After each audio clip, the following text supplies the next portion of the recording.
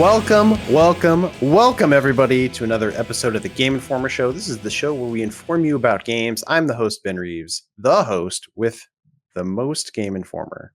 Right now, currently, I don't know where this is going. Jay Guisao is here. Help me out. Hey, how's it going? I will not help you out. I'm sorry, Ben. I'm just going to let you take that L. I'm sorry. Alex Stadnik, can you help me? I don't know how we gauge who has the most Game Informer, but I'm sure you have the majority of it. I got a bit. Liana Rupert, how you doing? All your Game Informer belong to me. That's where it went. Nice. I enjoyed that one. That was a good one. We're all here because we all got some Game Informer in us, and we're here to talk about games. And this is going to be a great show, guys. You know why? Because at the end of the episode, we have an interview with Nic Guérin. He's from Thunder Lotus Now. He used to work at Ubisoft. For many years, he helped run Assassin's Creed and worked on that franchise, like Origins, I want to say, and Syndicate, and a bunch of the other ones. And now he's working with Thunder Lotus. Recently, they released Spiritfarer last year, which was a fun little, management sim where you're on a boat and you're helping people deal with, passing on into the afterlife. It's a fun game if you haven't played it. I talked to him about that. I talked to him about Assassin's Creed and a bunch of other good stuff. It's we get a little goofy. I'll say that. Stick around for that interview at the end of the show. But before we do any of that, we should kick off the show with our playlist where we talk about all the games we've been playing. And one of the most exciting games we've been playing this week has to be Halo Infinite.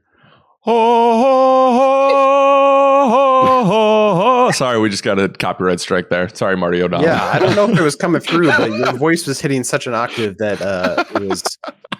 It was canceling out on Discord. It was canceling out on my headphones, so it was just too good. It was too good. Yeah, let's get it, baby. Halo. Yeah. Let's see. Alex and Liana, I know you guys have both been playing the beta. Hit me with it. What's good? Oh, what's good? A lot is good. So we got to play the technical preview over the weekend. We get to stream it too. So if you're curious, go check out the archive of that. But so what this was, it started off as just one map.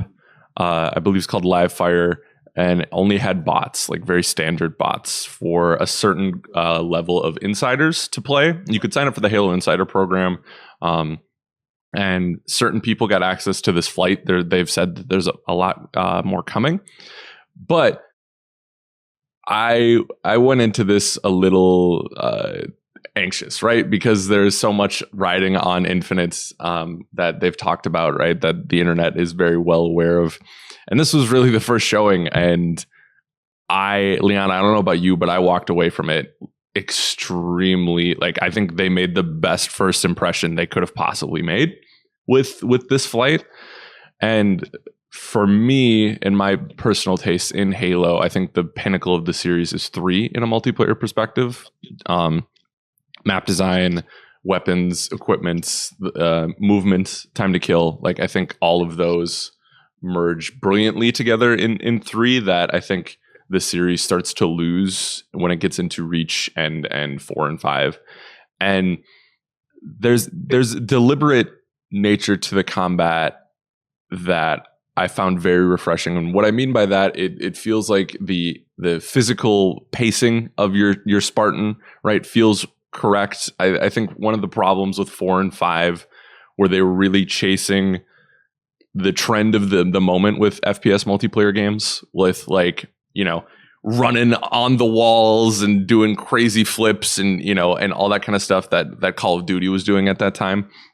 And to me, this really feels like Halo in a contemporary sense, in that the maps were contained enough where you can sprint, right? That's an option, but it didn't feel necessary to get around, right? And that was the case with Bazaar and one of the other maps. I can't remember the other map that they released over the course of the beta, but so movement felt great. The time to kill felt perfect, which is crazy considering they're pitching this as a technical alpha, technical preview, right?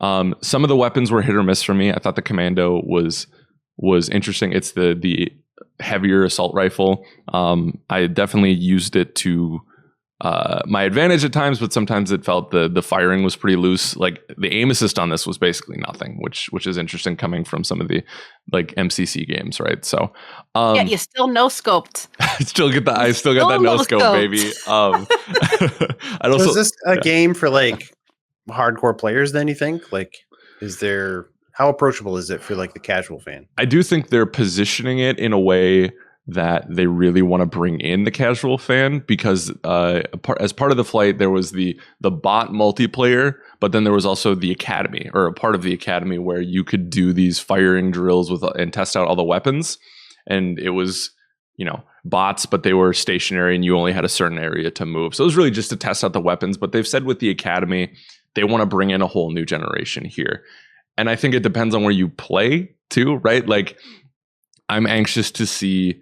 MCC does a really great job of, they've just added MCC. You're talking Master Chief Collection. Right? I apologize. People who aren't cool enough. Yeah. All your acronyms. Now you are, though. You can take that into parties and be like, yo, you try and play some MCC later, and you'll be the life of the party. It'll be great. They'll be like, oh man, that guy's cool. He's really cool. Yeah.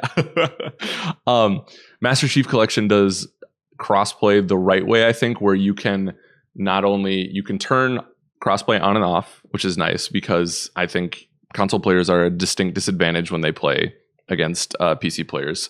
You can also tailor your matchmaking to like more skill based or more totally just random, which I like. I like that. So I'm really hoping those pillars come into Infinite as well, because if it's just crossplay, like something like Warzone is, I think that is going to dissuade new console players, because I mean, yeah, Halo players get sweaty. Like they go in, and like I was playing Halo 3 the other night with my buddy, and I was like, oh my God, like some of these dudes have not stopped playing since 07. So I do think they're trying to position, especially with the free to play model, I think they are going to try to get a new casual audience or people who grew up with Fortnite, type of thing. We'll see if they're successful in that. So, Liana, what did you think of your time with it? I thought it was dope. I think you covered like all of the specifics. Like I really don't need to go into that, because I think you did a really good job of explaining a lot of the things too for people that didn't make the tech. But I don't know, it felt like you said, it felt very much like Halo 3. There was Halo 4 elements. Reach is my favorite. So, there was a lot of elements drawn from that as well. And we wrote up on the site, but like, can we just talk about those bots for a second? Ooh. Because holy crap. They're like, I don't know if you guys play Perfect Dark with those bots, but they're like brutal, like sociopathic serial killer with a vendetta brutal. And I'm pretty sure there were a couple different times when we were playing that I got teabagged by the bots. By a bot. Like it was, you saw it, remember? Like it was like, I was like, who's hitting me? Because I was looking at something. Yeah. And I looked behind, and like a bot was like punching me in the back of the head. Oh yeah. And then he like one shot me. And then as I was dying, he was like teabag. Like I'm pretty sure it was like actual developers playing. We can check the tape. Yeah. And, but I mean, it was awesome though, because obviously we still won. I don't think I lost a single match the entire time, but it was they were challenging in a way that it made it feel organically Halo 2. Like I didn't feel like Call of Duty bots are just like, they just kind of stand there like, kill me, please. Yeah. And I was kind of worried that was what it was going to be like, but no, it was good. It felt, I don't know why though. Usually I like snipers in Halo, and I could not vibe with any of the snipers that were in the play test. I don't know if there's something mechanically that they need to tweak with it, but they just felt god awful. But the Needler still slaps. Yeah. Like, oh my God, it felt so good. How's the pistol? Pistol's actually pretty good. I was surprised. It had your standard when you first start up a match, had some pretty good range on it. I think the balancing is nice, because one of my problems with Halo 5 multiplayer is the fact that, especially in normal Assault Slayer, I found a lot of people were just resorting to the pistol, kind of like the Halo 1 days, because the range was good, and if you laid down, I think like 4 or 5 headshots, you were pretty much done. So I really like the tweaking they did of the pistol, because it feels like it is still, like you could still shred someone with it, but if you're 1v1ing someone with an AR at decent range, like the AR is going to win. And I think that's as it should be, right? Like the assault rifle, like the pistol's meant to be that support weapon. And I like the tuning of it. I'm sure there's some pistol purists out there who are like, no, give me one shot kills with my pistol. And it's like, get out of here. So that's what the sniper's for. So I really liked it personally. Awesome. So yeah, this is everything you want out of Halo. Is that what I'm getting? Like, there's no downsides? I think it's early. Other than hard bots? Other than hard bots, right? Yeah. Unfortunately, I didn't get a chance to do. There was a brief period during the flight on Sunday, I believe, that they opened things up to actual multiplayer, which I'm bummed. Unfortunately, I didn't get to. We're still in. I think this is a great first impression, right? Let's see how the next couple of dates go. Let's see if they get the check on the next one, because like I think what was there was great. I need to see it live with other people, and I also need to see like what they're doing, like I said, with crossplay and whatnot. And obviously, they still have a lot to prove with the story, but I didn't matter that it was just bots. Like, to me, I PC played was rough though. The which one? Remember PC though? John and I were playing on PC and you were on console, and ours kept visually it was beautiful, but like ours kept like booting us or freezing us. That's right. Yeah. And so is this just like a further example or proof that like playing with other people ruins things? People ruin experiences. Is that what this is proving? I think so. I think multiplayer should just be bots now. Give me that 17 and 2 KD spread the entire time. I'm happy. So, yeah, but this is a great first impression. Finally win trials in Destiny 2 if we could go against bots. Yeah, it'd be lovely. But I think Halo fans who didn't get a shot at this, I think, be more excited, let yourself dream a little bit more, even if the campaign is hit or miss, right? We don't know yet. I think they're taking a lot of great steps with multiplayer. So well, and if the on the sticks action, if the controller feels right, then that's a good sign for the campaign too. Yeah, bones are there for sure. Yeah, great news. Jay, are you excited for Halo? I am excited for Halo. I'm really excited. I'm really excited for the story mode though. So I'm kind of like hoping that goes really well. I'm like probably one of the only people in the world who thought Halo 4 was the best. Had the best story personally. Okay. Personally, I played through the MCC. There you go.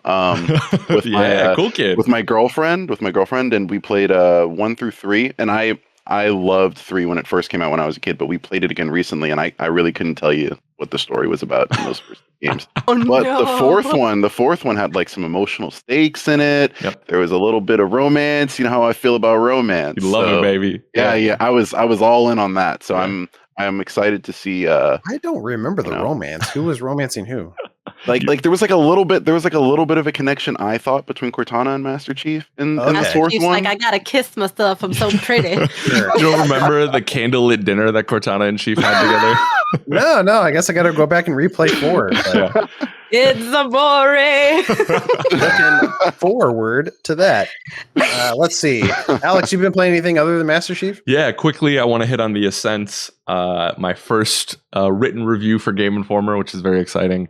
Let's go. I liked this game. I gave it a 7.25, which, if you know me, I like being more positive, but, I felt like the game warranted such a score. I had a lot of fun playing it with these two gentlemen right here and Mr. Miller.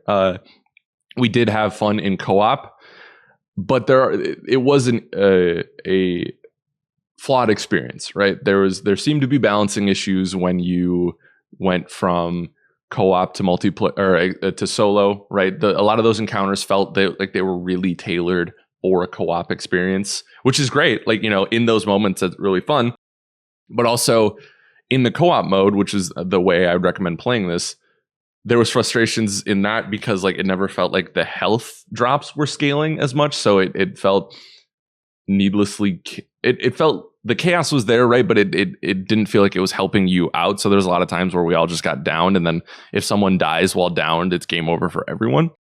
It was also really hard to find your co-op partners at times because the icons blended in with the map so well. Yeah. It's like, where the hell are we going? And then also too, there was one time where I was using, because the game has a tactical marker that I was playing on controller, so I hit up on the D-pad and it shows you exactly where you need to go.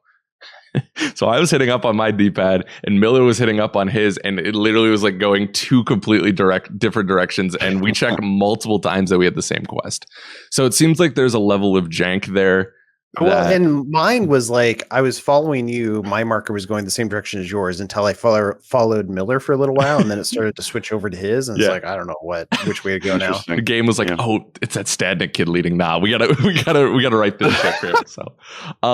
So there's definitely frustrations in that, but I really have to say this game is beautiful. The team at Neon Giant absolutely nails like the cyberpunk aesthetic, and the city is just gorgeous and really filled. To say it's alive is a cliche, I feel like, but they do a great job of filling it with pretty unique like alien races and characters and stuff like that.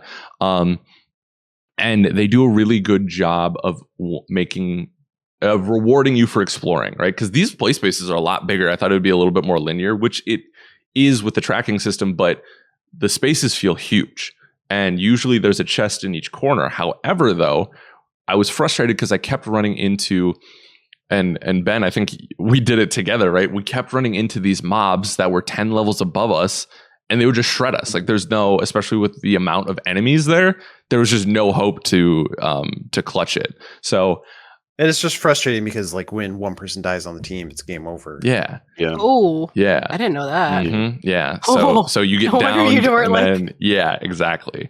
So you have a little bit of time to resurrect them, but like if they die, it's game over. Yeah. So that's kind of a bummer. Like there were elements of this game I liked. I think it's a cool looking city, cool looking cyberpunk. It's a big city, which is kind of cuts both ways. It's cool that it's big, but also like when you're backtracking to something, you're like, man, I gotta go pretty far to get to my next destination. Exactly. Mechanically it feels fine, but there's not a lot of like there should just be more loot or something. I feel like there's a cool, like it could be a cool sort of Diablo style shooter action, whatever, but like cyberpunky. And it's just there's not enough loot, there's not enough of anything to kind of keep me going.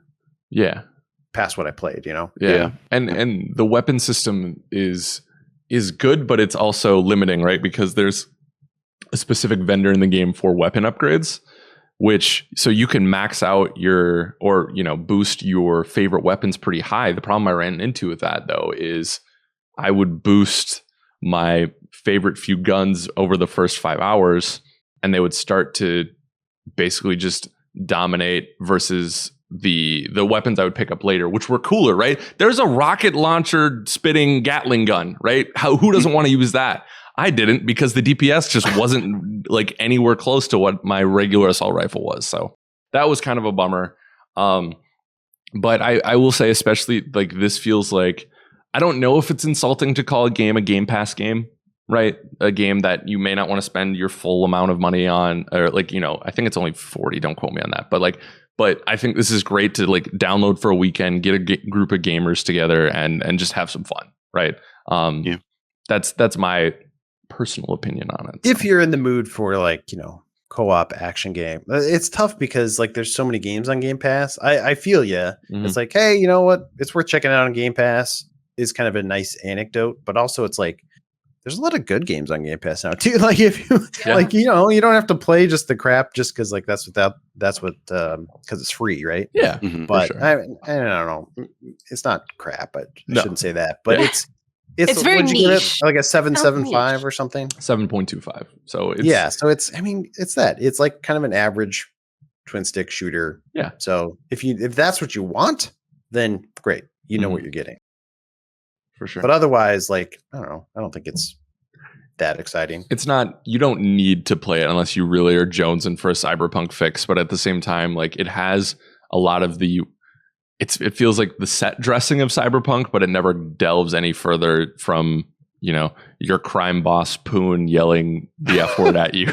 Shout out to Poon, that is baby. his actual name. That is. Poon, my guy. Yeah. Oh, Lord. It sounds like one of those games that's like, if it's your cup of tea, it's going to be your cup of tea. If not, you're really going to be adverse. Because I've heard people just like be like, why did I waste any time on this? And then other people be like, oh my God, this game was so amazing. And I don't really see. And they're talking about the Ascent?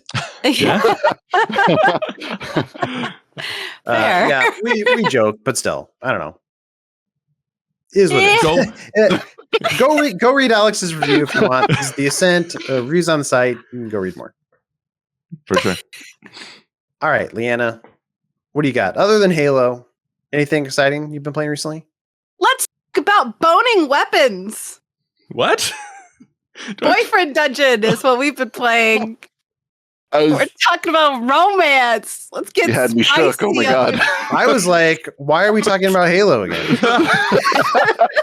I mean, I would give some lovins to a sweet needler. I'm just saying. I didn't know if I had to bleep something or what. I mean, sure.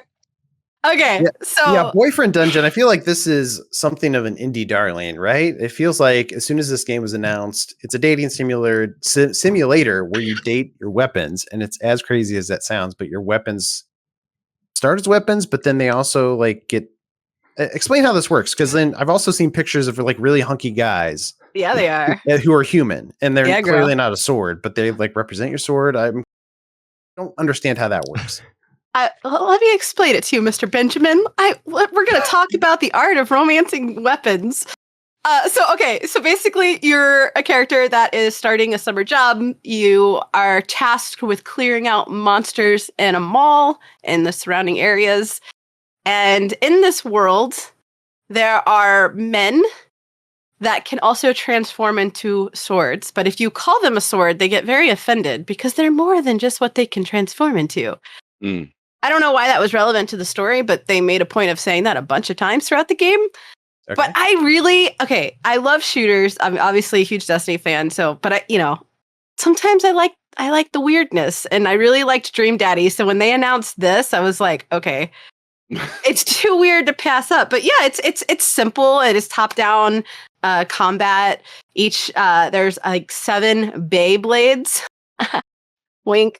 Nice. And each has their like own personality traits and their different damage stats and stuff. And you basically can meet up with them and go on dates, and then you text them. And like there's like this really big nerd that kind of bothers me, and I was like, no, dude, stop talking to me. Let's just go kill things. And then there's like the bad boy who like you pretty much know is bad for you. And his friend warned you he's bad for you. But then you have the option to like hook up with her. Like, you know what? Well, screw him. We'll go live happily. I don't know. It's weird. It's a game that doesn't take itself too seriously. It's very simple in terms of mechanics. Just like Dream Daddy, it's the beauty is in the voice lines and just the absurdity of it all. It's fun, cute. Just it's mostly in the dialogue is fun. It's a fun game to just shoot the shit with. Like you don't need to go into it thinking you're taking it too seriously. It's silly. It's meant to be silly. It kind of plays up the romance tropes a little bit too of the archetypes that you usually see. And it's like the game acknowledges that this premise is odd, and it just kind of takes that and runs with it. And I don't know, if you're into weird, funny. There's times that the writing kind of reminded me of the Juno movie a little bit. It was very like dry wit, and then there was other times where it was a little bit more forced. But I don't know. It was weird, and I feel like they had a cool representation of different people, like different, the nerd, the hunk, the science lover, and like I don't know. Just it was kind of a cool way to just meet different character archetypes. Also, too, I'm going to school for narrative design because who needs just 3 degrees? Get a 4th one, and it's like. So my brain is like all about narration and learning how to construct world building and things like that. So like approaching this game when I was at the crux of that is kind of interesting because none of it makes sense. Like if you were to see it on paper, this game would sound horrible. It doesn't make any sense. But when you're playing it, it's easy to get lost in a little bit. The dialogue makes sense. It doesn't, I don't know. Maybe I'm just rambling at this point, but bone some weapons. That's the key to happiness. That was the philosophy of. And I think we have some stuff up on the site on it too, if you want to check it out more. Yes. And that stuff is. Oh, okay. Nudge, nudge. Yes, we have a full review coming soon, and we've got some gameplay that we're going to be putting up as well. But yeah, we'll have more full analysis of it up here shortly. Is it Mr. out Simpson? now? I think he's talking to you. Yeah, the game's not out. No, this is a preview, but we will have. I think it comes out like next month. Is that right? I don't. They have. Do they have that release date? I know it changed. Yeah, I think it's coming out soon, but I don't know if there's an exact release date yet. Okay, cool. Yeah, they keep changing it. Boyfriend Dungeon sounds cool. Bizarre. I was Liana, I was hoping you would talk about Last Stop, because I started this game this week, actually, and I'm kind of excited to talk about it. You reviewed it for us. Yes. You seem to really like it, but your score was, what'd you give it again? 8.25. 8.25? But the way you were talking about it made it sound like you were almost more enthusiastic about it. I mean, 8.25 is a great score, so yeah, knock it. But like, you were just very effusive. Like, it's from the creators of Virginia. That indie game where it was all silent and you're walking and a lot of quick cuts to tell their story. Some of that DNA is still here, but now this is a narrative, like a verbal narrative, like the characters talk. And I don't know, I'm into it so far. I've only played a little bit, but what did you think of it, Liana? I absolutely loved it. We did a follow-up piece diving into the more existential philosophy behind it.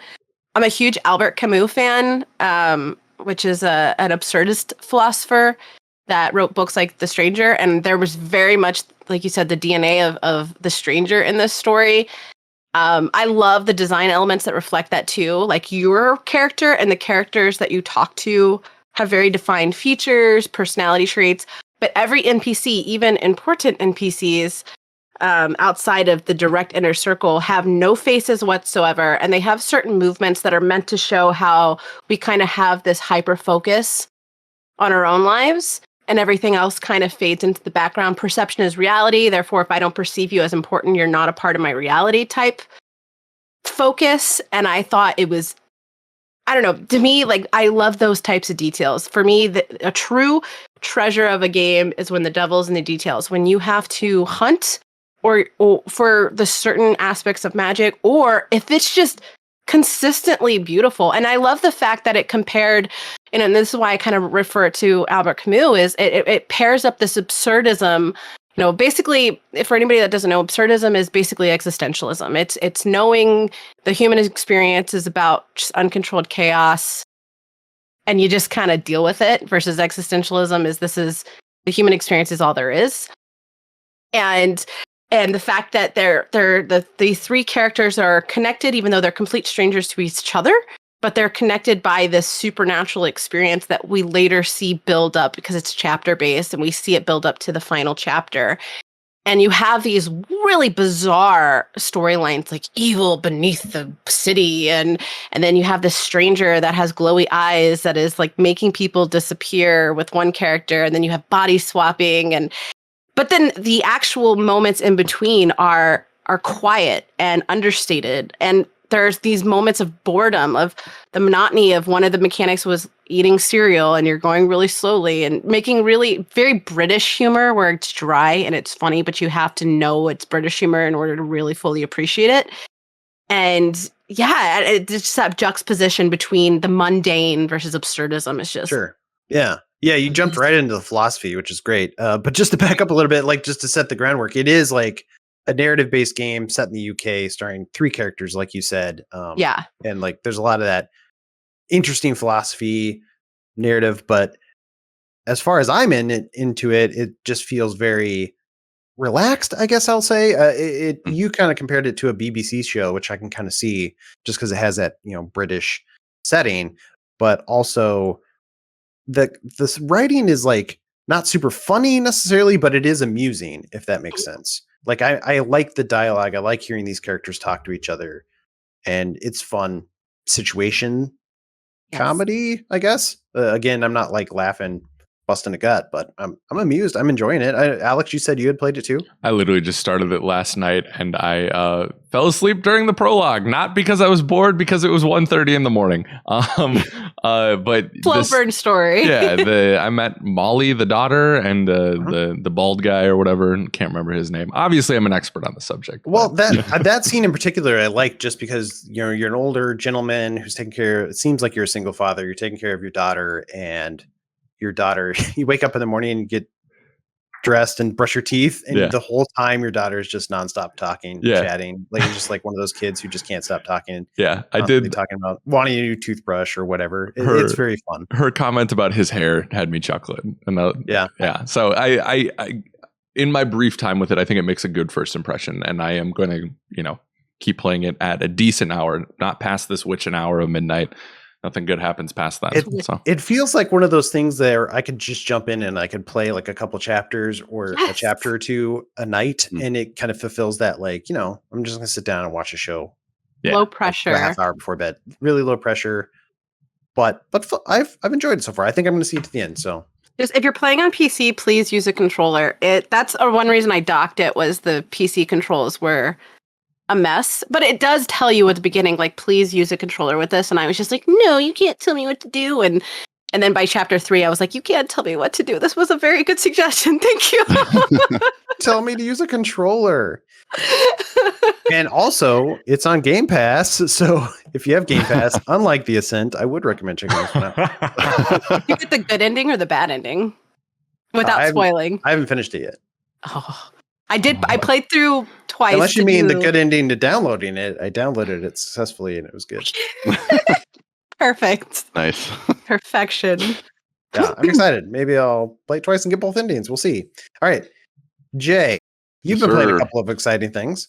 I have. I've been playing Microsoft Flight Simulator, which is also on Game Pass, and I've been playing Nier Reincarnation. And I recently wrote a little bit about Flight Simulator. I missed the PC exclusivity period for it, so I was always, and I have a PC that could play it, but I was just like, you know what, I just want to wait to be able to play it on the Series X, and I'm really happy that I got a chance to play it. It's a gorgeous game. The photogrammetry technology that they're using is just nuts. Like it's a whole world, like, literally in this game. And if you have enough fuel, you can fly the whole thing. But I will say, and I talked a little bit about this in the article I wrote, that the onboarding process was just nuts. I mean, I spent maybe like 2 days just trying to learn how to play the game, just hours on hours. Every button on the controller does something, which can be very overwhelming at some points. But then when you lift off, like 90% of those buttons don't do anything anymore. You're kind of just controlling with the sticks. And the sticks are like incredibly sensitive too. But you can like turn off your assists and the options and stuff. There's a ton of assist options and whatnot. But I really enjoyed it. It's gorgeous. I flew out of JFK International Airport, which is like 30 minutes away from here. When I go on vacation, I fly out of there. So I flew out of there at night, and that was awesome. So Can you go into the airports? No, I mean, like you're on the you're on like the tarmac lifting off. Yeah, but you just start on like, the tarmac. Okay. Exactly. It's weird because I haven't like traveled in like a year and a half, which is rare for me. And like, there's a part of me, a sick part of me, a demented part of me that's like, I don't want to go to an airport. Like, I just like miss like the airport atmosphere. Even though every time I go, I'm usually hating it. But I really want someone to lose my luggage and yell at me for it. That's right. That's right. I just want to be dead tired and stuck in some town without food. Memories. Yeah. No, right, exactly. But you're digging it. You're sounding like if you missed it on PC, now's the time to dip in, check it out. Again, absolutely. Free on Game Pass. But if you don't have Game Pass, there are other ways. Exactly. There's a thing called money you can use. What is that? Nah, don't do that. Don't do that. Just do Game Pass. But your impressions are on the site again if you want to check those out. Absolutely. The other game you mentioned, Nier. Right, Nier. That one. Yeah, I mean, everyone knows that I love Nier. I'm obsessed with Nier, always have been, and so I was really excited to see a mobile game. I was also a little nervous about it too, because Nier has always been on console, and so I was a little nervous to see how those kinds of mechanics and the story would translate onto mobile. And so you still have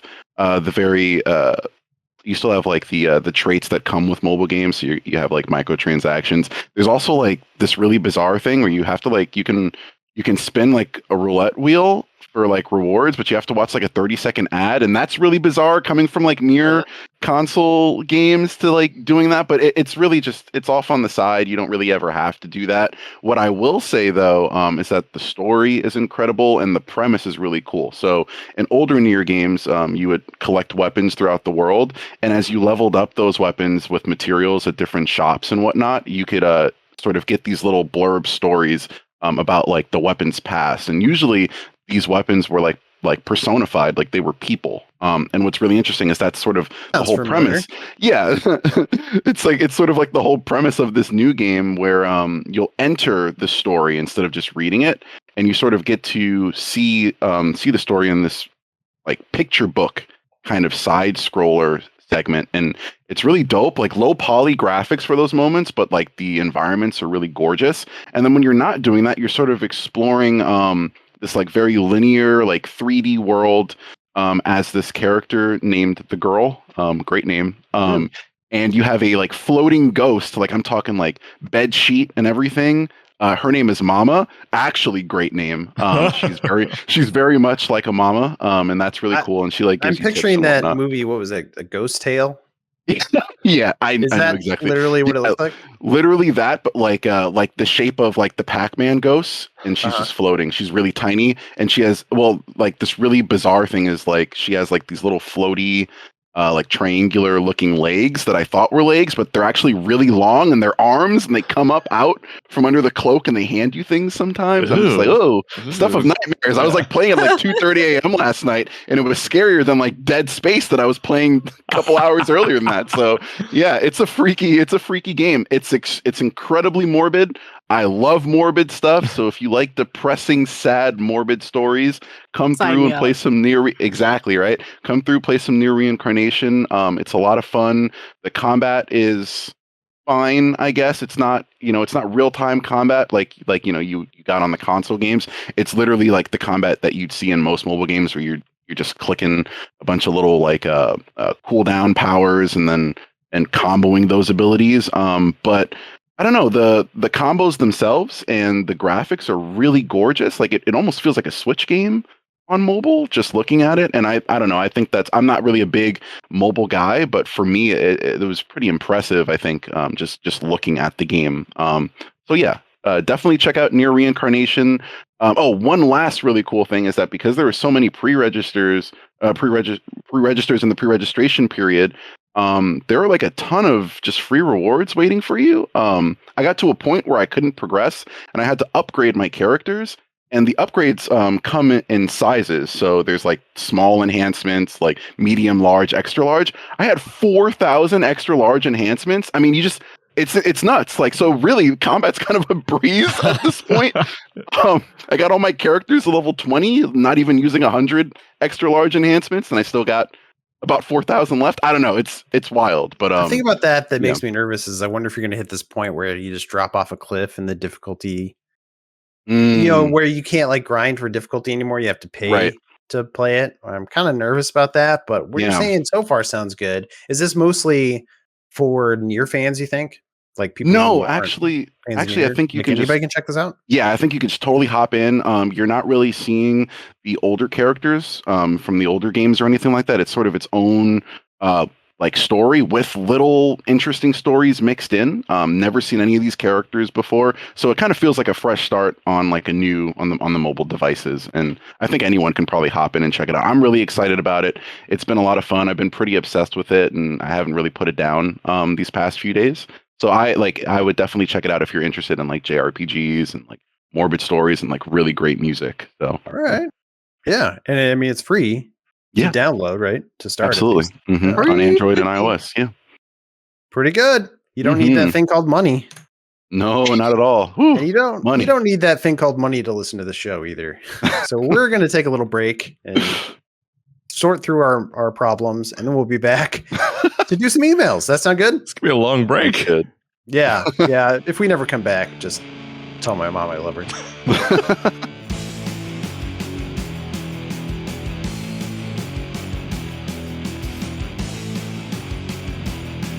Welcome back, everybody, to the Game Informer Show. Still Ben Reeves, still got the same crew, and we're here to answer some emails. That's what this section is all about. That's why we call it emails. These are emails that we get from podcast@GameInformer.com, so send them our way if you want. Jay, what kind of emails do you like? Game Informer email. That's right. Anything. Please, if you are Game Informer, please send us an email, podcast@GameInformer.com. This first email, Jordan L. says, This is sort of broad, so feel free to narrow it down. What is one thing to see from a game releasing this year? So, like you said, pretty broad. But he says, I want to know what you guys want to see. It could be like how a developer finishes a series or a character story, or it could be gameplay related, like an addition to a gameplay mechanic to a game series that you love, i.e. Halo. as it is expected this holiday. I'm very curious to see how 343 ends the iconic Master Chief series. So, what do you guys think? What's one thing you guys want to see in, I could even say just the video game industry this year? Anything come to mind? Can it be like hopes and dreams for a game that we know will not happen? Well, it's one thing you hope will happen and you know it won't. Is that what hope means? Listen now. The sass of it all. Now I'm curious though, Jay. What is it you're thinking? Okay, so for the new Madden, I haven't played Madden since like maybe Madden 16, and like like everyone else, I play franchise mode. I put like 20 years into franchise mode in Madden 16. But when I was younger, I think it was like Madden 08 or 09. Like there were like some really cool customization. Like I wouldn't call it like RP. I don't think it was like RPG elements, but like there was like some cool like extracurricular activities that you could do outside of the field. Like you can take an IQ test and that would affect like your awareness. You could like get it. You can hire an agent. You can go to the barber shop and stuff like that. I mean, it would be cool to one day see that in Madden again, back in its like glory days. I know that like they're adding some really interesting franchise changes like RPG skill trees and whatnot to like your coordinators and your coaches. But I don't know, it'd be really cool to sort of focus on like a player to player kind of like emphasis and be able to customize your character and whatnot, have your own agent and everything. I thought that'd be kind of cool, but I'm pretty sure that will never happen ever. I mean, those are cool ideas, though. You can hope. Maybe next year. I think it's probably too late for this year. Yeah, probably. I mean, that is hope, right? Maybe hope being springs eternal. Yeah. Yeah. So maybe in the spring. Oh, there you go. Yeah. What about you, Alex or Liana? Anything? This is he brought up. I'm split here. Can we do? It's not necessarily a game releasing this year, but we'll go with the other one then. That was a wild ride. I know, right? Sorry, I just kind of thought about it out loud. I was gonna say I hope that they don't delay Pokemon Legends. That was gonna be one of mine, but we haven't heard from it for a second. You hope that game comes out this year. It comes out. It's still slated for January, so it's like not this year. Okay. But I'm hoping we don't get the delay announcement this year. Is what I'm getting at. So, but sure, the writer kind of talked about it a little bit. He called it the end of the Master Chief story for Halo Infinite. And I do hope it's that, because I've talked about it a couple of times on here now, but I think Halo for a while has had a Master Chief problem, even though there are great examples in the series of great stories without Chief, i.e. Reach and ODST. I would love for them to sunset John's story with this and set the way, whether it's characters we know or a whole new Spartan or storyline. Like I would love to tell more stories in the Halo universe. And I think it's time, even if John takes up the Bruce Wayne, Terry McGinnis style relationship where he's like, he is the old Batman and the new Batman is here. I would love something like that. But I think it's time to, let Chief have his one last battle. And they kind of like posited that a little bit with that first trailer with the Brute who was like, come let us do battle 1v1 and we will see who wins. Like that kind of, I'm like, I'm all in for that. Like, give me that. I don't need to see his face. You guys didn't know that Alex was in the game? Yeah. He actually voices the voice actor. Yeah. He is a Brute. Yo, Kiki. Physical specimen. Call me. I can do VO. Craig? Yeah. Are you the infamous Craig? Where do you think I went for a week earlier this year? So I would love to see. Here's the deal. If he dies, I cries. That's just how it happens. But he doesn't need to die. I just want to see him not be the focus going forward. If there is another Halo, I'm sure there's going to be plenty more stories. I feel like Infinite's more of a platform that they're setting up, but we'll see. Maybe we could just play his series. Ooh, who was the guy from ODST? Like that game? Who was the main character in that? I don't think he ever got a name. There was Buck, who was an ODST member, who was voiced by Nathan Fillion, who is also in 5, who's great. Just bring Buck back. Yeah, bring him back, baby. Yeah. So buck ends here. Yeah, the buck In stops Halo here. 10. I was gonna say something like, I don't know if this hits the spirit of the question either, but I think it's time to announce new Legacy of Kain game. Bring it back. Bring back the Legacy of Kain. That series was great. I loved it, and I would love to see them announce that this year. But yeah, look, Jordan, you said it was broad, so just throw your hopes and dreams at this point. Yeah. But if you wanted me to stick to like games this year, I would be like, I still hope that we'll see Horizon this year. Yeah, Horizon I do Forbidden too. West. I still hope that'll come out this year. Every week that goes by, a little piece of my soul dies because I'm probably going to get delayed. But do I break it to you now that they did say that there's going to be a delay? Well, technically, no, it didn't come from them. It came from Bloomberg, who says a source close to it. So it technically has not been confirmed yet. Oh, okay. But they say it's been confirmed, and it's being reported as confirmed. It's been all points signed to yes. Yeah. Is that clear? Yeah. But we can dream, Harold. We could dream. Absolutely. Keep the dream alive. I think what I would want to see, I don't know, like, man, I'm so balls deep in Destiny lore. I know I keep that out. I don't know. Keep going. It's testicles. I think we got to bleep that out. I'll make a note of it. But like, I don't know. I've been just the storytelling they've been doing with Season of the Chosen and Season of the Splicer has been incredible. And I know I've said that before on this podcast, so I'm not going to go into that. But like, we know Savathun's in the city. We know she's impersonating somebody. The entire lore of Savathun and how she became who she is, and the betrayal of her brother, and her descent into the deep sea as with her siblings. It's just incredible. And there's so many leaks, and I've been trying not to look at leaks, and we've stopped reporting on leaks, which I really like. But like, I really hope to see with the new season that's coming out that we're going to see more of, well, obviously I think we're going to see who Savathun's doing. And I really think it's Osiris. So Game Informer family, quote me on this. I think it's Osiris. I think Osiris is the sus one.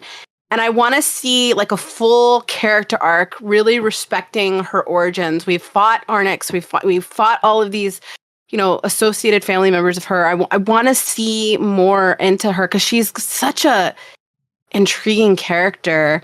And I want to see them take back some of the lore pieces of what's going on with the darkness and exactly who we are. I did this whole lore video about like, I really think that what they're doing is they're pointing at like the player being very conscious. Like the characters in the game at some points are talking to the player, not the character, but in a very subtle way that it's easy to overlook. And there's intertwined lore and stuff that just really, I want to see a badass storyline where the player is its own entity that Savathun is aware of. And I want to see us confront some dark chiz, because Guardians have not always made the best choices, which we've seen with Saint's storyline. And I don't know, I want to see them go ham. No fear. Like, you're already going in that direction. Like, just do it. No fear, that's baby. What I want to see. And also Dragon Age Legendary Edition announcement. Give it to me, Bioware. Ooh. Yeah, give us all the announcements. All right, next email. Nikki B writes in, says, I decided to check out Chicory after I heard you guys talk about it on a recent show. Cool. Hope you're having fun. I became even more excited when I noticed that it had a co-op mode. I immediately purchased it, and I've been playing it with my 5-year-old daughter.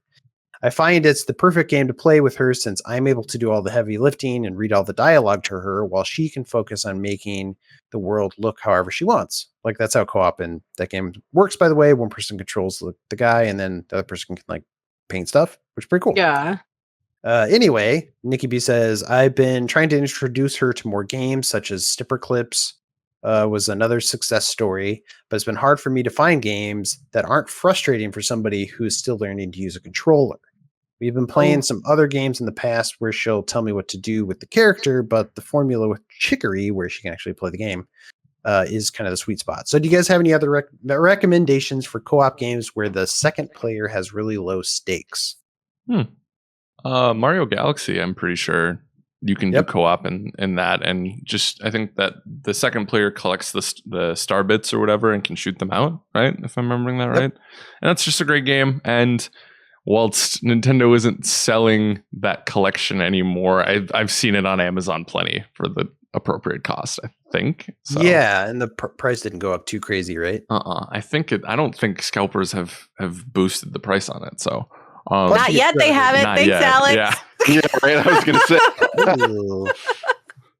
Blame him. This also made me think of Luigi's Mansion. Which is Mm. I hope this guy has a Switch. Luigi's Mansion is really cool because, the third one specifically, the third one is good. It's a fun game.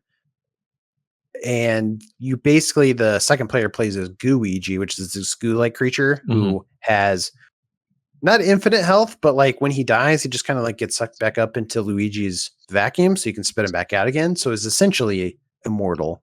And they can, you could solve all the problems by yourself basically, but the Luigi can help and it doesn't matter if they die. So that's a good option.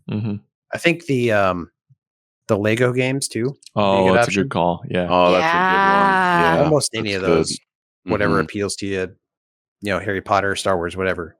I think you could have a fun time with those, and it's pretty low stakes just in general. Stardew Valley would be a good one too, because you can. Player?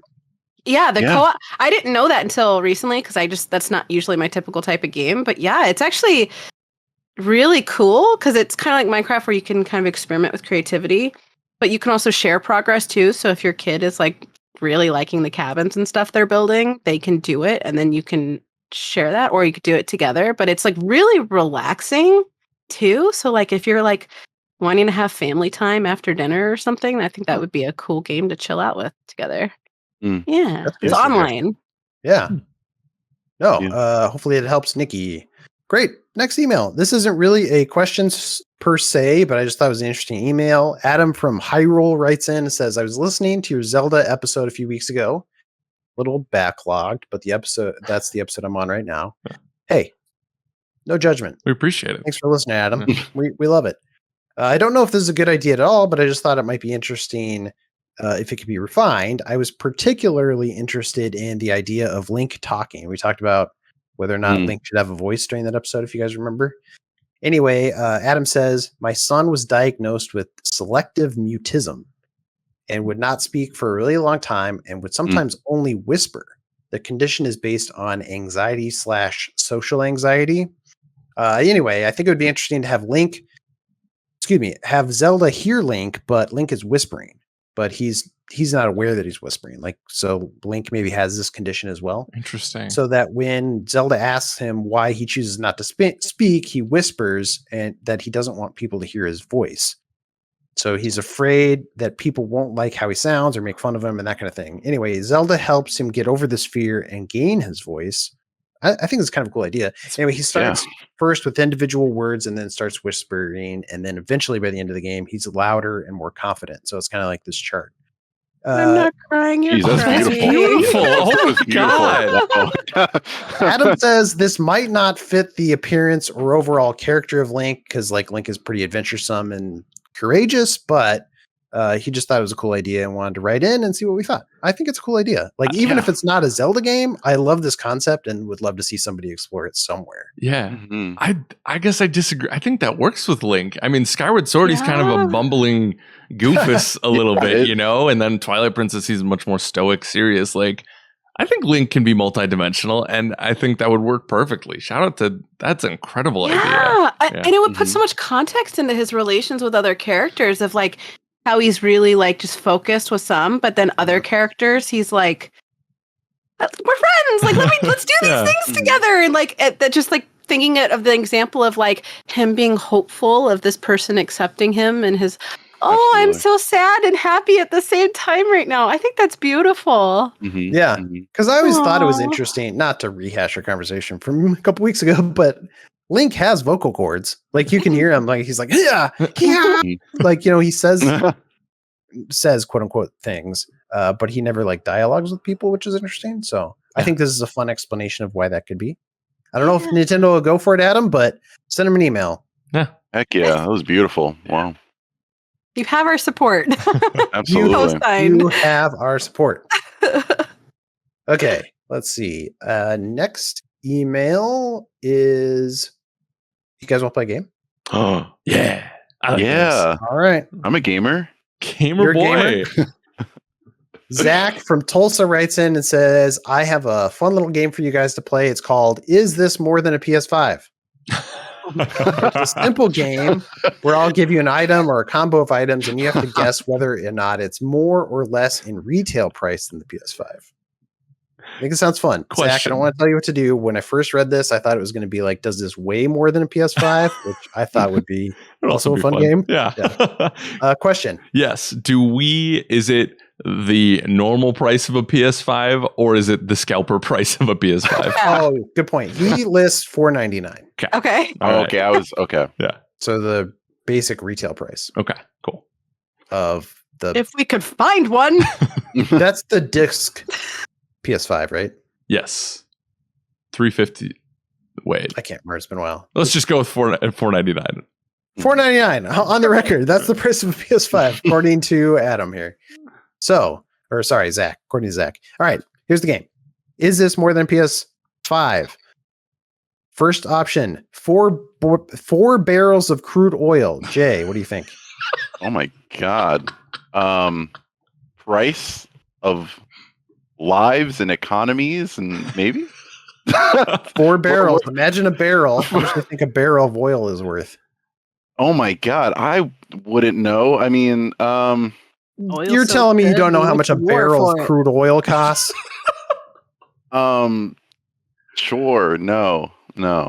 We go to war for it, Look, Jay. It can't be cheap. Just say more or less. That's all you have to say. Price of lives and economies and whatnot. Like, nah, bro. I mean, it's more expensive. I mean, when you get into that, you know. Okay. Well, yeah. I'm sorry. Zach says it's less. A barrel of crude oil currently goes for about $75, so that's only about $300 total. Oh my goodness. Oh man.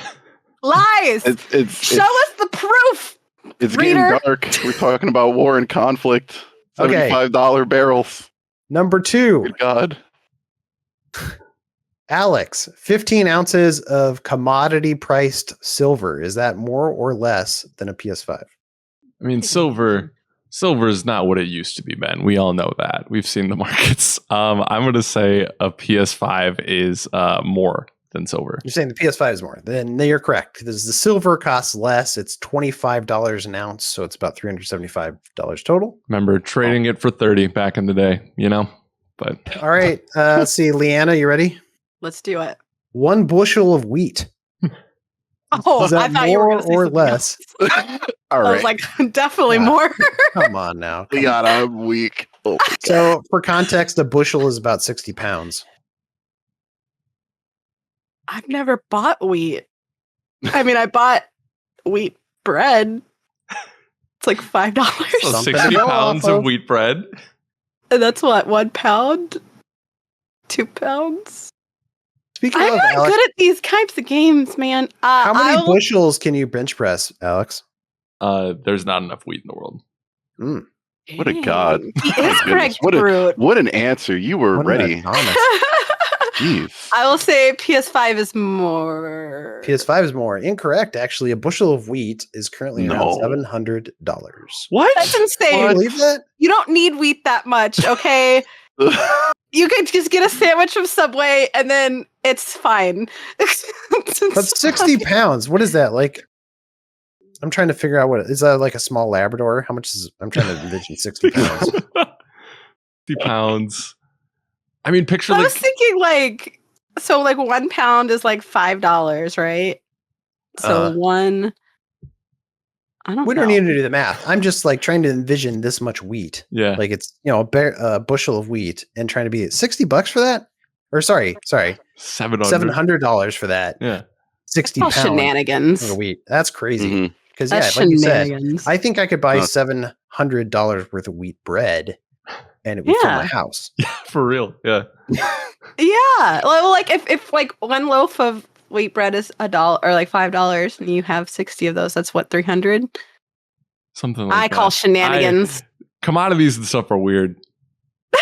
All right, Jay, you ready? Round 2. Oh boy, here we A go. round trip ticket on a Greyhound bus from LA to New York City.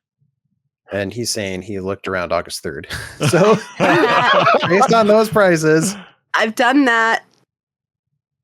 You've done Call a Nathan, lifeline. I got you. Yeah, Call a lifeline. Yeah, I was going to say, can I call in? I'm calling in. Go ahead, Got him. Liana. It is less expensive than a PS5. At least when I did it. I did a round trip from New York to LA for $75. What? Oh, well, yeah. You know what? It's Greyhound. Just during certain days of the week, it's less expensive. It's way less expensive. Apparently, not on August 3rd. On August 3rd, it cost $550. Jay, I'm sorry. I swear to God, I did it for $75. I've taken Greyhound, and I mean, I didn't think I could last the first 30 minutes. So I'm really shocked. Like, it is not worth it because that's 68 hours each way. Oh my God. You'll get like offered like the weirdest things too. I remember I had this drag queen that was dressed up like a drag version of Ronald McDonald. And she kept trying to get everybody to take cocaine with her because everybody was too quiet. You know what? That's a Greyhound bus. That is. And you know what? It's an experience. It's Peter Pan, but you ever taken a Peter Pan? Maybe the Peter Pan is a better bus. I don't know. I was going to say, I'm taking Megabus. The Greyhound is pretty rough. Butter, I guess. All right. Yeah, I'm on the wrong bus. Okay. Round 2. Jay just went. So, Alex, you ready for this?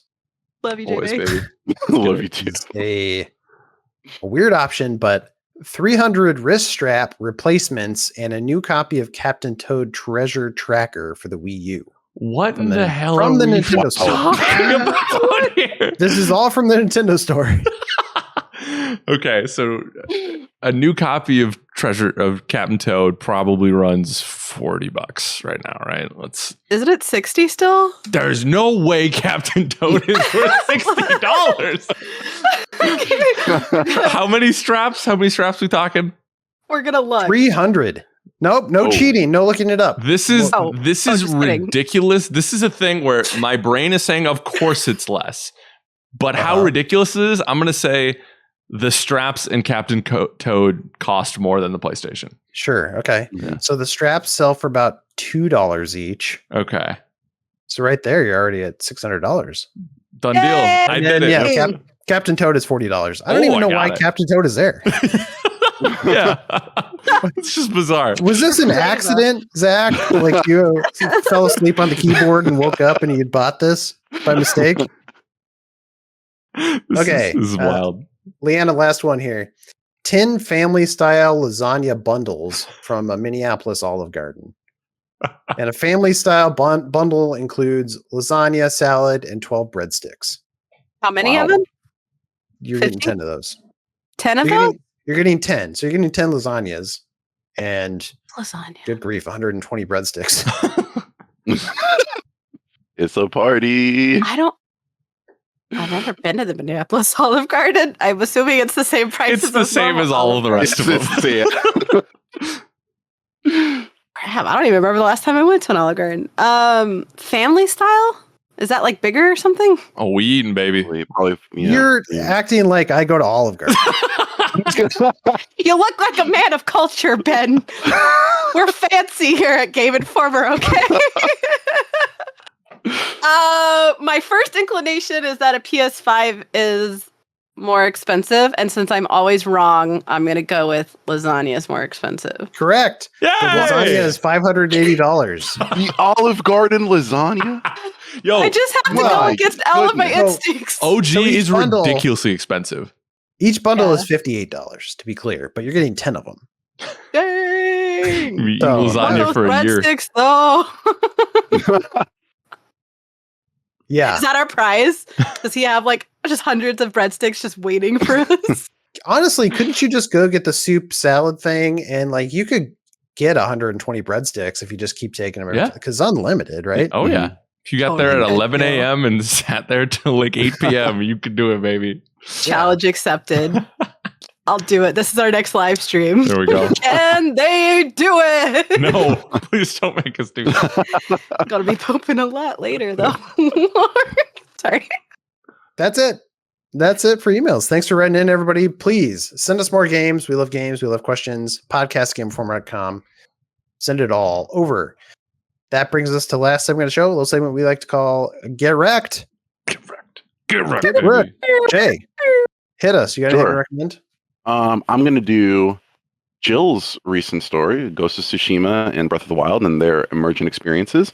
I really enjoyed it. And I also feel like I'm learning a lot about, well, I'm on summer break now, but I was learning a lot about like emergence in video games in school and how important that is to like build like depth in a game. And so I think that it's a really great piece, and Jill is relatively new here, so show her some love. You know what I'm saying? New as in new hire, but yeah. Yeah. She's Cool. going to be a key member of the intern coup that we're staging. Exactly. There you go. I don't know what the You're taking over. intern code word activation words are, but I'm trying to figure it out. I want to be in control of this. Alpha, Bravo, Centauri. What was it? This guy. Whoa. Flashes. Alex, what do you got? What do you got to recommend?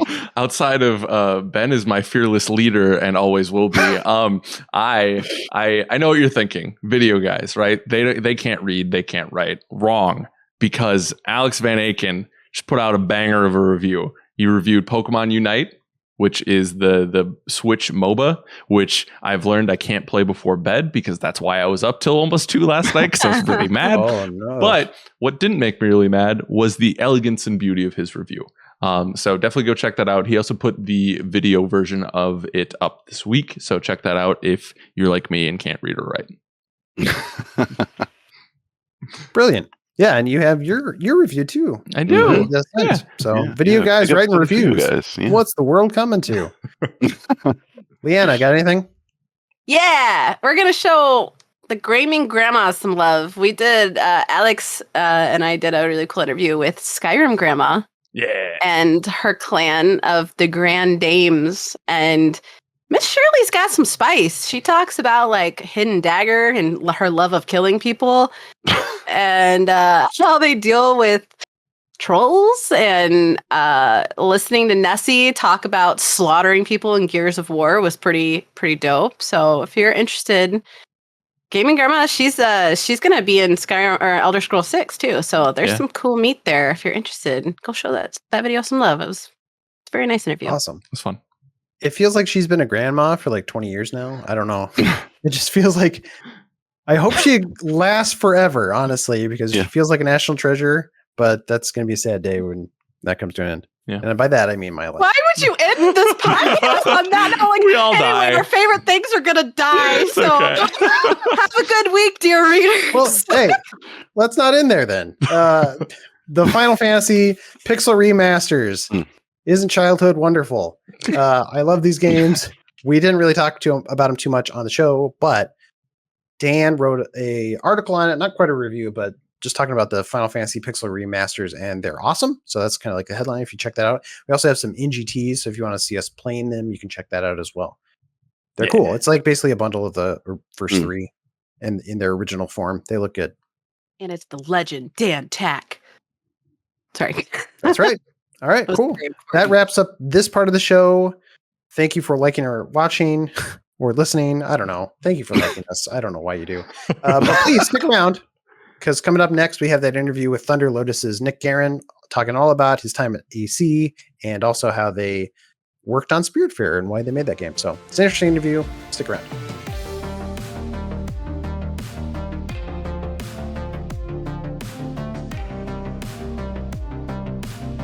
Welcome back, everybody. I'm joined by a special guest today, Thunder Lotus's Nic Guérin. He's the creative director on the recent game Spiritfarer. How's it going, Nick? Hey guys, hey Ben. I'm all good. It's really nice to be here with you guys today. Yeah, no problem. Where are you coming in from? You in Montreal? I'm in Montreal, but I myself am French from France, and I've immigrated to Canada 16 years ago. So I'm a Canadian now. I do have dual citizenship. Yeah. Oh, nice. Yeah, you're putting the French and French Canadian. Yeah, French. Yeah, usually when you're in Canada and I'm French, people assume that you're French Canadian, but I'm French. So anyway, yeah. So I guess I'm French and French Canadian and Canadian. So yeah, it's kind of a triple identity, covered, which is great. Yeah, absolutely. Well, thanks for joining us. I'm excited to talk to you about Spiritfarer. First, I kind of want to talk to you about just your career in the industry. From my understanding, you got your start at companies like EA and Ubisoft, and predominantly worked on the Assassin's Creed franchise, I understand. Is that correct? Exactly. Yeah, that's absolutely it. I started, as I said, 16 years ago. I arrived in Montreal to work at EA Montreal. Back then, I was working on the Army of Two. It was a long while ago. The first one? The first one, yeah, absolutely. Nice. Yeah, what was that experience like? It was very cool. A bit intimidating for me because I was barely speaking Quebecer. I don't know if it's a say this, but I was from France. It's kind of there is definitely a gap when you come from France and French people. First time they hear people from Quebec speaking French, there is that moment of uncertainty, and you have to deal with it. But anyway, so it's like an American going to the UK or something like. Yeah, most probably. I don't know if it. But yeah, most probably, yeah. So yeah, it was an awesome experience, and the team was extremely talented back then, spearheaded by a couple of people who were working on Splinter Cell, the first one that came from Ubisoft to found EA Montreal. So Army of Two was an experience. I wasn't that much in love with the concept of the game itself, but as I was a game designer, so I had like cool challenges to overcome, and being a co-op game was cool to create. Then I switched to I worked on the NHL franchise for a tiny bit. Then on SSX, we shipped the first SSX on the Wii called SSX Blur. I remember that one. Yeah, it was a cool game, actually. It was a bit of the reception was not that great because people had extremely intense, expectations with the Wii motion control, and we tried to do something, and it wasn't that great, but it was still, I mean, in hindsight, pretty good. What was the expectation with the Wii remote? People would be using it as like a snowboard? Yeah, the way we did it was you had to tilt your nunchuck. Was it a nunchuck? No, you had to tilt your remote to carve, and then you use your nunchuck to do like amazing figures in the as you were jumping. Well, SSX was all about like doing flashy big motions on a snowboard on skis. But yeah, back then Nintendo, when they shipped game, they had games which were pretty simple in terms of motion control. You just had to wiggle the thing and it worked.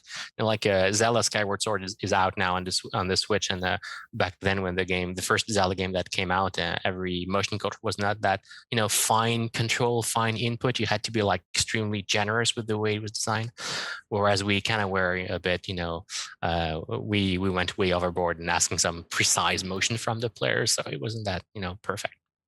But anyway, and then I don't barely remember. Yeah, another skate game, a bit of on the Need for Speed franchise, and then I joined Ubisoft in 2009, I believe, and I worked on Shaun White Skate. Yes, that game. They're like, we got to get the SSX Blur guy on this Shaun White game. Yeah, exactly. Like? That's a bit. Yeah, exactly. I did a skate game, and I also worked on EA Skate for a tiny bit, and then we crafted in Montreal the Wii version of Skate. It was called Skate It. Because it was on the Wii, you had to add another word to it to make it legit. Wait, did that game come out? Yes, absolutely. I don't remember that at all. Wow. It's fun. It's absolutely fun. And then I worked on Assassin's Creed for a long while. I was on Revelation, then on games on Unity, and I worked on Origin, and I worked on Syndicate, and I worked on Watch Dogs 2. Anyway, I stayed there for 8-9 years, and you had your hand in a lot of pies there. It sounds like, just from SSX to Army of Two to Assassin's Creed. You worked on Syndicate, which I think is cool because that was one of my favorite ones. And okay, cool. Did you guys feel like that one was special in some way when you were making it? I approached it from a different angle because I was world level design director in Assassin's Creed Unity, and what a world design director has to do is basically craft the environment, the city, the world, the side missions, the side content. And I developed, not just me, but me and the whole team developed a tool on Assassin's Creed Unity made to craft, modern cities, house blocks, because that was how Paris was built and how London was built. And I was there to help the team create this type of environments where you basically have streets and house blocks and little courtyards in the center of house blocks, typical Western European types of city building. And it was pretty cool because it was to me a continuation of the work we did in Unity, which came out weirdly, if I may say so. The game was nice, but it was you're just saying the initial release didn't measure up to what you guys were aiming for? I think the what we were aiming for was way too high, way too large, way too complicated. I think that the team crumbled upon, crumbled upon the pressure of having to create that many things at once. It was the first next-gen Assassin's Creed, and then you had to have co-op, and then you had to have this and this and this and this and this, and then the pressure just mounted up to a point where it was just a pile of we weren't going to do everything, and everything will be perfect, and everything will be fine. And yet you ship it, and it's all broken and a mess. Yeah, it's interesting you say that, because it feels like AC games now are even bigger than Unity was at the time. Right. Is it just a matter of the team continued to balloon and balloon, and they just felt like they needed to keep adding stuff? Is that your take on it? That's very good. That's very interesting, actually. Well, maybe up until now, I was still kind of close to Assassin's Creed development, and I knew, of course, tons of devs out there. And no, I'd say that Syndicate was a turning point in the quality of the pipeline and workflow, which is more in technical terms, the way things are integrated into the game and how the game is built. The team is absolutely wonderful. I mean, it's been the case since the beginning, but they've honed their skills into trying to master things they knew.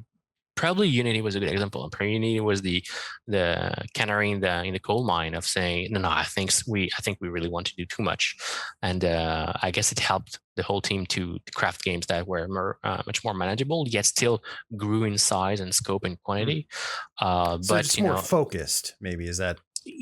Yeah, I'd say more focused, more. There were more just mastery, more control over how things are made, and Origin had a bit of a turning point as well, being more of a light RPG action game rather than a game which were Assassin's Creed back then was in a formula that was kind of iffy, where you had stealth, and then you had climbing around, and then you had quests and missions, but you didn't have a centralized gameplay structure that Syndicate tried to bring, and then definitely Origin nailed it, and then was reused on Odyssey. And I haven't played Valhalla, but I've heard it's really, really good. And but it's massive. It's set aside about 4 gigantic. months. Yeah. Yeah. That's where. Excuse me. Sorry. No. I was just gonna say I want to talk about Spiritfarer here in a sec, but while we're on the topic of AC, what do you think of that recent news that Ubisoft's been talking about? One sort of big ongoing AC project is kind of sounds like that's what they're working on. Do you think that's a good way to go for the AC franchise? I don't know. I don't want to add to the controversy. I don't know if there is a controversy at all anyway. And video games industry is ripe with controversies these days. And no, I don't know about what's the future of the Assassin's Creed franchise. I mean, I come from, a history of seeing the game through a particular lens, which is the one of an intense respect for history and historical moments and everything. And I believe the game now is a bit different, and it is in a place that allows the franchise to be much more diverse. I think too many developers they try to break the mold and to get free of their shackles a bit and to create an experience that is beyond the initial intent of what Assassin's Creed was. So now going forward with the teams, it's all really complex. You have so many developers on this. You have so many entities wanting a part of the pie and a share in the pie, as you said. It's massively complex. There are tons of pies, and pies are pretty large, but there are a million people gnawing at them.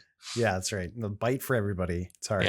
Yeah. Cool. So after working on so many huge AAA games, what made you want to go over to the indie side? Were you just feeling burnt out? Is it more complicated than that?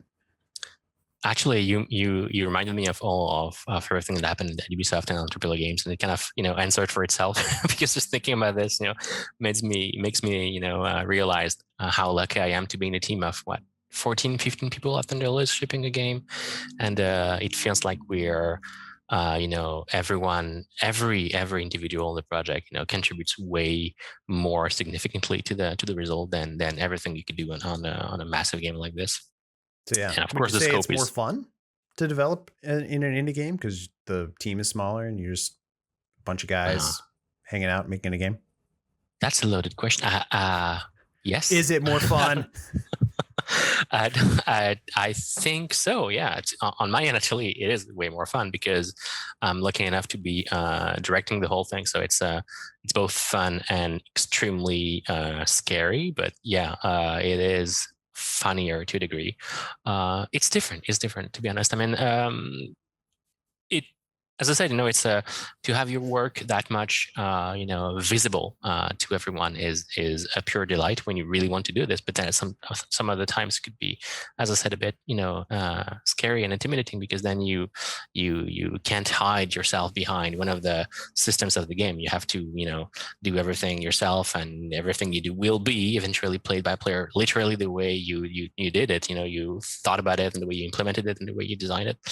So I don't know if it's more fun. It's way more direct, for sure. You feel like you're doing something that is much closer to you as a person, rather than a company's avatar of a game. So it's yeah. Well, it's much more personal. And just logically, what you're saying makes sense. Of you as 1 in 14 could have more of an influence on this project than you out of 1 in 300 or wherever. How big the AC projects 1,000 people now? 1,000, 1 out of 1,000. I mean, really, in Montreal, main studio, Ascent for Quebec, maybe 300 developers, and then you add 4 or 5 studios after 100, so probably 700 to 800 people. Yeah, that's just wild. But well, that's cool. I was looking at Thunder Lotus's earlier work. They did Jotun and Sundered, which were definitely visually interesting. You can see the through line of just visually what they're doing. But those early games were a little more actiony in an interesting way. Was there a concerted effort when you guys started work on Spiritfarer that you're like, okay, we're going to make something that's a little more chill and relaxed? Yeah, absolutely. About the chill and relaxed, I don't really know, but about the, as I say, there is a connection between Jotun and Sundered and Spiritfarer, for sure. A connection being quite literally things about death. As for Spiritfarer, as I joined the company, the pitch was, in a nutshell, Charon, so the Greek mythology, the Styx ferryman, Ghibli's world, so Hayao Miyazaki's movies in general, and Stardew Valley as an example of what the gameplay should be. So the farm element was the farming sim element were there already. Now I kind of saw something in that mosaic of concept and say, I think I get it. I know how to, mix things together so they work. As personal, intent towards game design, I've always thought that game design should serve a purpose. Mechanically, what you do in the game should be there to tell something to the player, either a story or a concept, or experiencing for yourself something only a game can be doing. I've been heavily inspired by Fumito Ueda in that regard. Now, he was the one saying, I probably misquote him all the time, but he said that he wanted to achieve things in games that only games could do. And to me, it always felt like, specifically Assassin's Creed being a good example of, you have a game system and then you have a narrative, and the two tracks don't always overlap. There are 2 separate things. Whereas for me, the game design itself is the concept. The design is the meaning. That's what you do. So it made sense for me to say that how a farm sim type game could be talking about accompanying people at the end of their journeys. Sure. Yeah, you mentioned Fumito Ueda. I probably butchered that name, but were you guys specifically inspired by Last Guardian or Shadow Colossus or any of those games, or is it more just like it's more of a philosophical. It's more of a philosophical, mindset. It's more of how he saw the way games had to be made, and I completely, was in equation with the idea. I thought it was, that was, I get it. That's what I think should be, happening in games. But beyond that, the fact that the games before me, the games before I joined the company were a bit more actiony. It's, as you said, everything we did and everything we'll be doing is 2D hand-drawn animated games. Our artist, Joe Gauthier, is the art director, and Alex Boyer, the animation director. They come from a classical animation background. I mean, those guys, they have been working in animated movies for a long while, and well, not for a long while, but it's their upbringing was in 2D animation. So there's an approach to this, which is knowing that it is our medium, what types of game can we be doing, and of course having an animated character on screen that feels right to move around, that has nice animations, is kind of a given. I mean, that's what you want to do. That's what you want to be seeing in one of our games. So naturally, gameplay tended to evolve towards more action sequences. But in Spiritfarer, we kind of looked at it in a different from a different angle, and I believe we also leveraged the strength of the visual world that Joe and Alex created to have more connection with characters, albeit characters that are animals drawn on a whimsical world on a boat, but still.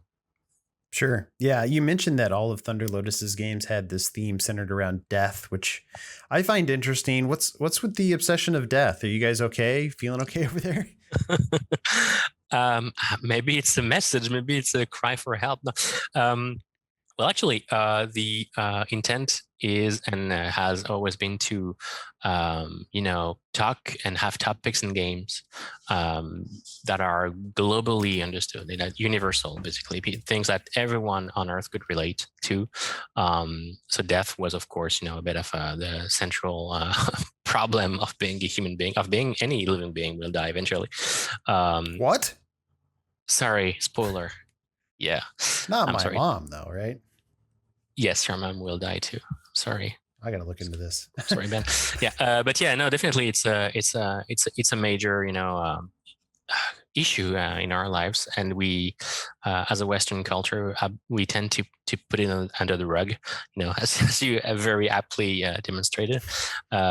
And also the paradoxes in games, it's extremely frequent. You kill things all the time, yet you don't never really think twice about what you're doing. You're just like accomplishing, a series of challenges, and then you want to overcome your obstacles, and your obstacle being bad guy in front of you, and then you want to shoot him in the head, and then you have bonus because you do a headshot, and then boom, he's dead. But that being said, that poor NPC, that poor guard, he had a family, maybe a life, a mother, a father, friends. And you don't want to think about that when you're playing Call of Duty, but still. But yeah, it is something that I do think about sometimes when I'm playing, even when I'm playing Call of Duty or other games. Yeah, all this madness, I mean, they're obviously digital people, they're not real, but it is interesting when you play a game like yours and it makes you think about, the characters you're interacting with and like getting close to these people and then helping them move on into the afterlife, which is very heartwarming and touching. Were you guys thinking like, oh, I hope we can make our players cry? Was that like, were you guys thinking like, if our players aren't crying, we're not doing our job? I don't know, maybe it's a bit tongue in cheek, but definitely the intent was to move people. I didn't know to which extent it was, acceptable. I didn't create the game by sadistically hoping for people to cry their hearts out by playing it, but I know I'm kind of,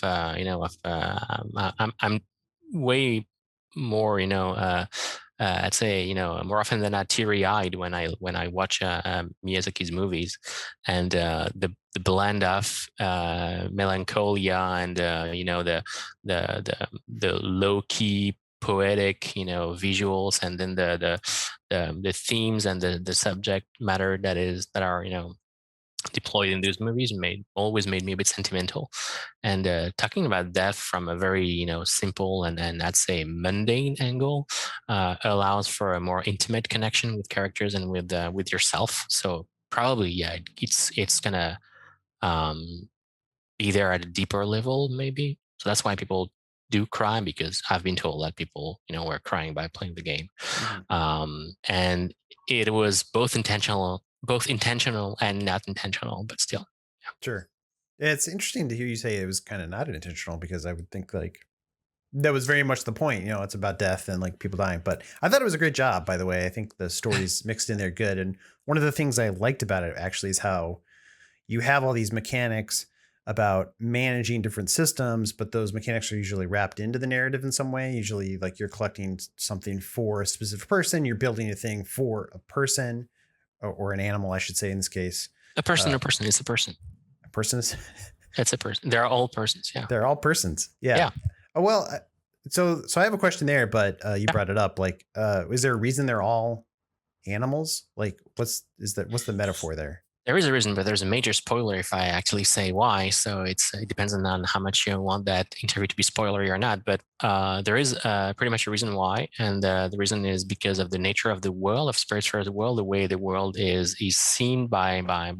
Okay, I'm saying too much, but the way the world is built, basically made those people taking that shape within that world, and how they've been seen by others. So there is a reason. And it's also because part of it is the the whimsical aspect of it, the fantasy-like aspect of the world is there to alleviate the gravity of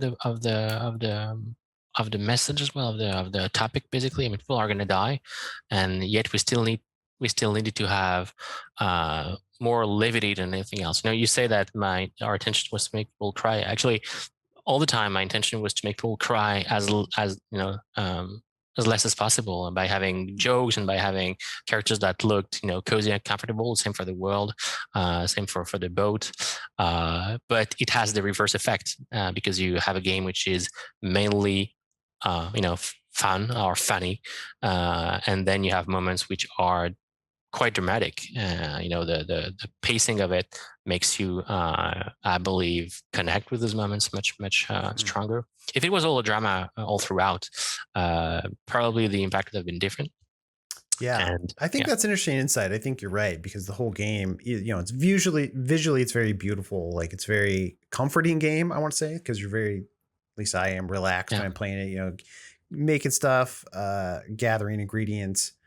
And like you're saying, a lot of the dialogue was pretty lighthearted and fun. And then when you have those moments that do get serious, it kind of takes you out of that comfort zone you're in. Like, oh, I'm so cozy and comfortable, and sort of like rips you out of that. So I think it has I like the balance of it, but it does have a more powerful effect in a sense. Yeah, it's really mimicking what I personally felt when I was documenting the game, which was my own experience with relatives passing away, and with the time I was lucky enough to take in a palliative care or end of life wards in different types of places, or even documentary that you can watch on the topic. It's that end of life is dramatic by a sense, but when you're around it, when you're talking with people who are at the end of their lives and who know about this, you do have most of the time normal conversations about normal things, and then at some point you brush up on the subject and you talk about death, and then it becomes really heavy really suddenly. It stays there for a moment. You might cry, you might have a few tears there, and then it drops and you talk about something else. Then you are disrupted by someone delivering a parcel, or you have to remember that you have groceries to do. So life goes on, and all those tiny mundane moments basically make up for that end of life, which is a mix of extremely normal, simple things. And at some point you have like really, really heavy moments of realization of everything's going to happen, but you don't stay in that state for a very long while. It's just like you have glimpses of it, Same for grief, actually. When someone passes away, we always talk about the 7 stages of grief, and first starting by denial and then anger and then everything. But it's those are not continuous stages. Those are more moments in the midst of, again, you're living a life and you're doing your things. Sure. So did working on this game help you or anybody else on the team work through their own mortality? Did you guys feel like you're at a more comfortable place? Like, oh, I'm going to die someday, and maybe that's okay? I'm still afraid I'm kind of far from a Buddhist monk perspective on life and death. So I'm still kind of scared, frightened by death, pretty much. But yeah, probably. You know what? I think at the very least, just talking about it helps.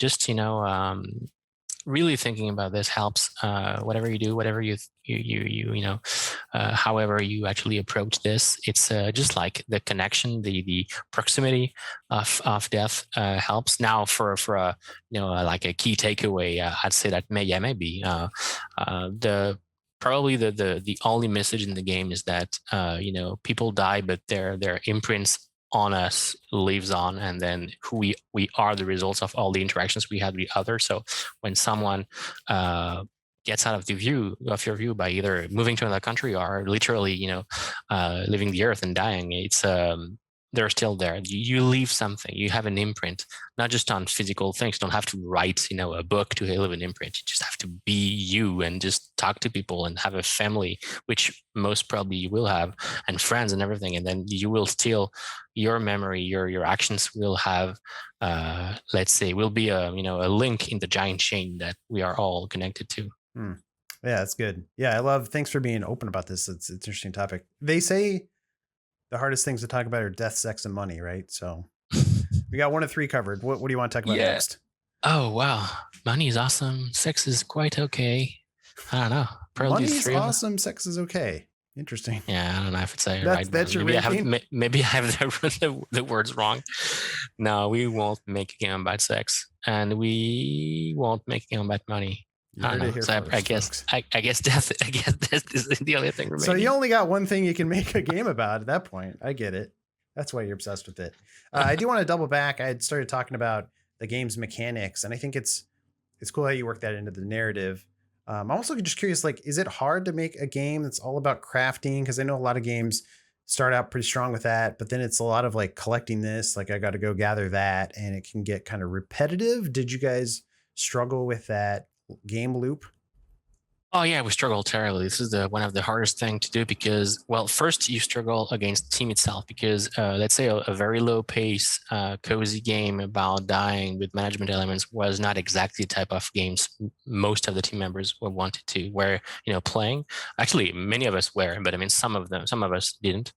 So first you struggle against this, then you also struggle against the fact that when you demonstrate the game, it's again slow paced. It's hard to convince people on the loop that is, hey, you're gonna have to find someone, then that someone you will be attached to emotionally, and then that someone will ask you to do stuff, and then you're gonna have to release that person in the afterlife, quote unquote.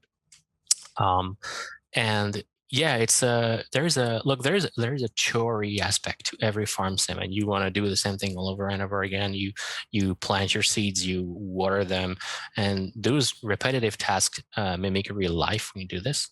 And I was completely okay with the fact that Spiritfarer could be a bit repetitive, could be a bit, feeling like you're doing chores, because that was exactly the point. Doing chores for people that are about to die is exactly what it feels like when you're taking care of people dying. You're doing chores for people, and sometimes it's a bit, let's say, it feels a bit ungrateful, but at the very least, you're doing something for someone else. So the act of tenderness basically is also the concept of doing things not for you but for others. Again, farm sims are very good in making you believe you're in a bit of a capitalistic accumulation process where you just expand. There's no end game to this. Is there an end to Stardew Valley? I don't think so. I mean, you can play forever and ever.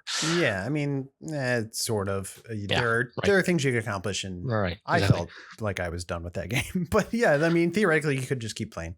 But yeah, that's the thing. I mean, it's meant to be playing forever. And in Spiritfarer, I really wanted to say, no, but there's a purpose to this all. You have to, of course, you have to plant carrots, but the reason why you plant carrots is to make that carrot dish that person really likes. And if that person really has that dish, then she will be happy. And then you have accomplished something for someone else by doing this, which is, as I said, how a way to use the mechanic to say something about the situation.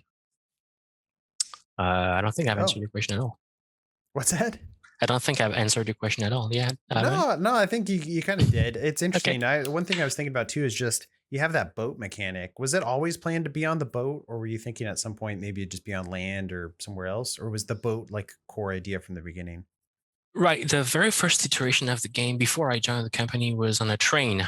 Heavily inspired by, again, Spirited Away, where you have that awesome scene of the train, the train tracks are not visible. The train moves on the ocean, basically. And it's really beautiful and poetic. But before I joined, the team switched for a boat because it just felt more natural. Also, the concept of accumulating, places and little cabins on the ship, and to have that, kind of a shabby chic, haphazardly, made structure made way more sense on a boat. And I guess I'm much more of a boat person than I'm a train person, personally. Sorry for a train person. It's like cats and dogs with boats and trains. Over trains. Yeah, there you go. And a boat quite naturally allows for because you're Canadian, a boat. Never mind, that's a weird joke. I don't think it works. It kind of does though. Yeah. What's this game about? It is a boat. So you have the boat. One of the things I was worried about was when you're traveling from place to place, there's some downtime there. And I was worried when I first started the game. I was like, oh, this is going to get old because I'm going to have to wait till I get to my next destination. But you guys did a good job of like, there's always something to do on the ship. And so it would actually get to the point where I would reach my destination. But then I was like, no, I'm not done doing all the stuff I want to do on the ship. And I'm not ready to get off. So I don't know, that balance, I feel like the time it took to get from place to place, I feel like would have been hard to balance out. Right. It was one of the central problems of Spiritfarer while developing it. I mean, many of us were absolutely exactly as you as a player, you saw something that was true for us as developers. Won't that be extremely boring? I mean, won't the boat be, you have to going from place A to place B, and then you're going to have to wait for your destination to arrive there. So we toyed with any type of concept from fast traveling to other types of activities. We, fun fact, it's, and I'm completely transparent with you guys on this. It's on the ship, you have little barnacles appearing, little shells popping up. And that idea of shells was basically Alex, the main programmer, the lead programmer, and myself saying, if we don't have anything to do, won't we get bored as hell? So let's add something. Okay, so shell will be happening, and then you have to go off the boat and pick them. But anyway, I was relatively confident that once all systems would be there, it would pick up. Probably the biggest hurdle for us was to reach a certain point where you had enough spirits for it to be moving and rolling along, and having, a flux of things to do and people to interact with. But there was definitely a moment that we knew would be complicated at the very beginning of the game. And that's probably also one of the reasons why Gwen is talking to you almost nonstop, because she wants to inform you on how things work. And quite rapidly, actually, you do get a tool and Summer on the ship, and towards the end as well. But towards the end, it actually serves the purpose, because I don't want to spoil the end game of Spiritfarer. But yes, at some point you have very few spirits aboard, a whole lot of empty houses, and it feels a bit slow. But that's exactly the point. Cool. But yeah, definitely a bit fun. Well, yeah, I feel like I praised the game a ton. It's obviously fun. You guys have continued to support it since the release late last year. There's a couple updates, and now I know that there's an IM 8-bit physical release coming out. Yes, absolutely. Oh, we're so excited about it. It's absolutely awesome. We loved what we did with IM 8-bit, who was an awesome partner with us on this. And we had so many questions about when are you guys going to release the physical edition of Spiritfarer? So we have it now, and we're really happy with it. And people will have their hand on. We've added little extras in every case, because I hate when I open up a case and there's nothing in it. So any edition of Spiritfarer has some cool goodies in there. If you open up the game and if you install it in your console, of course you're going to play it. But also in the physical edition, you do have some cool stuff in there. Oh, cool. And yeah, we continue to support it. We still have 2 updates underway. There is one coming this summer, actually, called the Beverly update, where players are going to meet a new spirit called Beverly, which used to be Stella's neighbor. She's a very little old lady, but she's tons of fun. And then the last update will add 2 more spirits, Daria, who's in the game a bat, and Jackie, who's a hyena. Cool. So, well, yeah, something to look forward to. Well, thanks for being on the show, Nick. I really appreciate your time talking about the game. Any final thoughts? Any final words? Go play Spiritfarer. Go play Spiritfarer. I usually try to, in those situations, insert another game. So I'm going to repeat what I said recently, which is go play Disco Elysium. Again, if you haven't. Wow, okay. Yeah. Yeah. Disco Elysium is awesome. Do you have friends over there or stock? Absolutely not. I just love the game. Yeah, no, it's a great game. I love it. Yeah. So, well, thanks for supporting that game as well. Cool, Nick. Thanks for being on the show. Really appreciate it. It was awesome being there. Thank you very much, Ben. Yeah, no problem. And thank you out there for watching and listening to this episode of the show. Please like and subscribe to our magazine, and come back next week when we'll have another episode for you. Until then, game on, everybody. Bye, everyone.